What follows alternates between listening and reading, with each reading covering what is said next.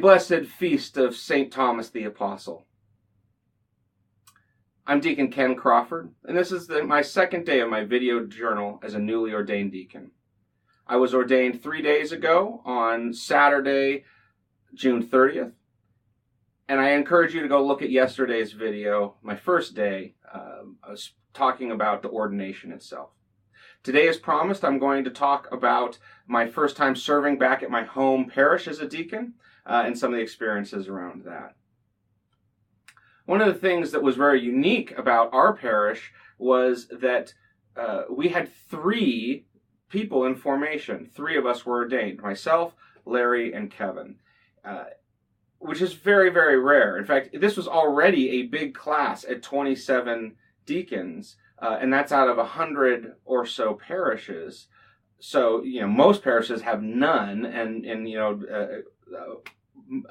most of the candidates were the lone candidate from that parish. I think there were 2 or 3 that had 2, though we were the only one with 3, and the only one I've ever heard of with 3, which was a great joy because we went through the process together. One of the consequences of that, unfortunately, was the bishop felt the need to assign one of us elsewhere to kind of spread the riches. And it's important for people to know that deacons do not serve a parish. They serve the bishop and the diocese. We don't give fidelity to our pastor, we give fidelity to the bishop. And so when he says you need to be assigned somewhere else, we're obliged to go. And Kevin, with all humility, has done exactly that. And he's been a great example to us of how to do that. It was always the joke that I was going to be the one to be assigned elsewhere. I have some history at a parish, kind of the next parish over. I was a parishioner there for many years. But apparently the joke's not on me.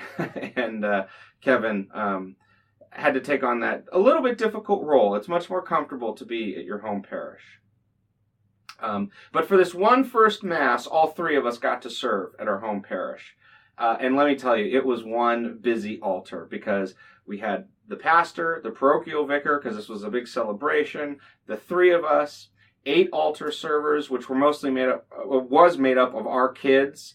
That was a lot of people on the altar. The sign of peace was a mass of chaos. And then we had to split up all the roles, so I did all kind of the little parts. I did the penitential rite pieces. I did the prayers of the faithful, the couple other things, go in peace, what have you.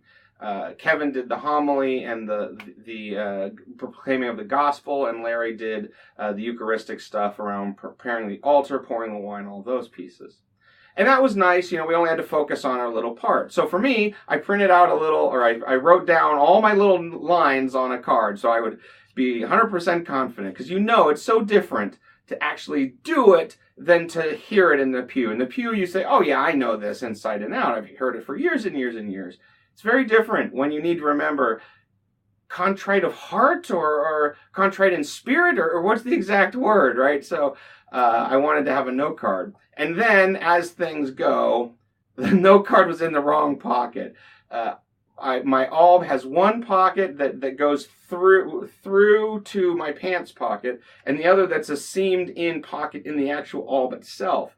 And I had put this in my pant pocket in the side that didn't actually go through. So I couldn't even get to my note card, and I had to do it all from memory. So it was a little bit of a comedy of errors. I messed up a little words here and there. But actually, one of the things I was reminded of in that is, I think one of the graces of ordination is being able to make mistakes on the altar and not make it look like a catastrophe.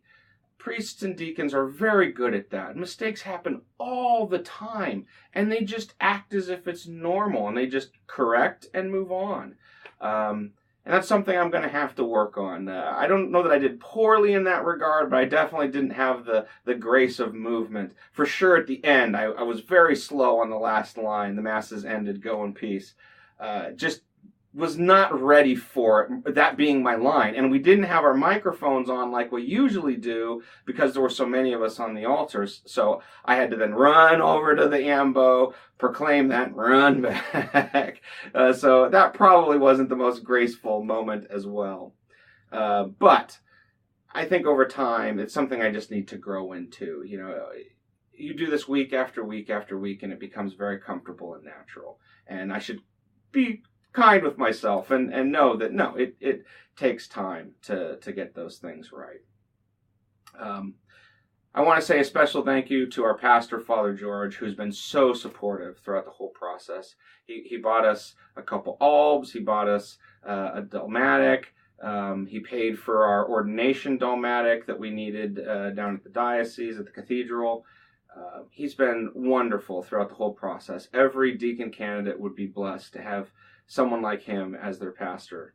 And a big thank you to him. That's been so important to have a pastor who supported us throughout the formation, and also told us to take it slow at first. Don't jump right in. Be patient with ourselves. Learn the role as we go.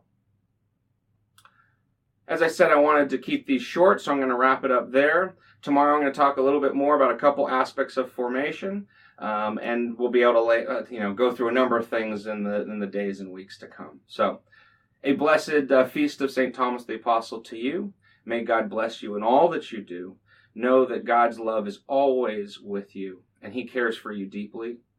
And I will pray for you. I will pray for your families. Thank you for tuning in.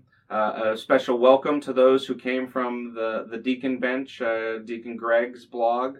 Welcome, and I hope you enjoy these. And God willing, I'll see you all tomorrow.